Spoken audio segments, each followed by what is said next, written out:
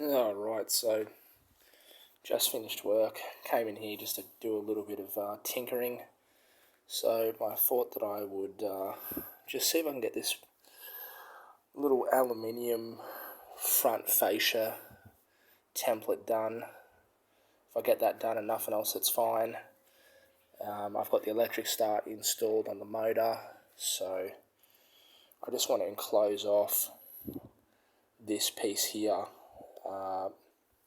before I go ahead and do what I need to do next, which is obviously there's going to be some sort of an adapter that's going to come through and connect to the flywheel of the other motor.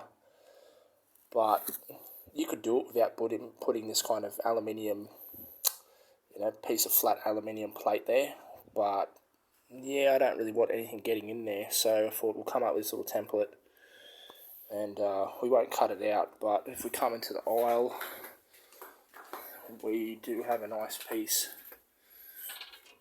probably, I don't know, quarter inch, probably less, 3 mil.